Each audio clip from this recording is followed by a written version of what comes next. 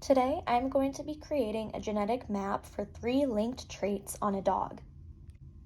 These traits are long tail versus short tail, round ears versus pointy ears, and fast versus slow, with a coefficient of coincidence of 0.56. In this experiment, we are going to cross a long-tailed, pointy-eared fast dog with a short-tailed, round-eared slow dog, both pure breeding. Then we're going to test cross the F1 to the homozygous recessive.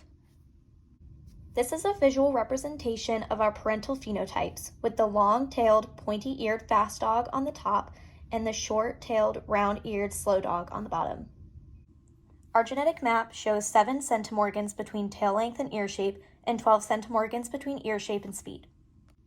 This test cross shows how we got from our parental genotypes to our heterozygous F1 genotype that we are using on the genetic map. This then helped us set up the genetic map with one of our parents on the top, long, pointy, fast, and the other parent on the bottom, short, round, slow. I then listed out the 8 progeny phenotypes from this cross, and I matched them up with their exact opposites. This shows that long, pointy, fast, and short, round, slow are the non-crossover or parental phenotypes. Long, round, fast, and short, pointy, slow are the double crossover phenotypes. Long, round, slow, and short, pointy, fast are the crossover 1 phenotypes, and the long, pointy, slow, and short, round, fast are the crossover 2 phenotypes. I then just matched the corresponding genotypes to whatever type of crossover they represented.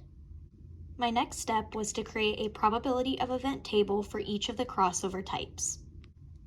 These are the resulting gamete probabilities of each type of crossover. You will notice that those that fall under the same type of crossover have the same probability. That is because for each specific gamete, it is half the number of the probability of the event occurring itself. I am going to show you how I got the big L, big R, big F gamete from a double crossover. For this type of event, I started by multiplying the decimal versions of the distances between the 3 traits, and I multiplied it by our C value. From the resulting value, I multiplied it by 1/2 because I wanted it for a single gamete. I got 0.00235. Lastly, I am going to show you how I got the little l, little r, big F gamete from a single crossover event. For this event, I started by taking the decimal version of the distance in the first section because we're looking for a crossover in section 1, and I subtracted the value that we got in our double crossover from the previous question. After I got this value, I did the same thing and multiplied by 1/2 to get the number for a single gamete, which was 0.03265.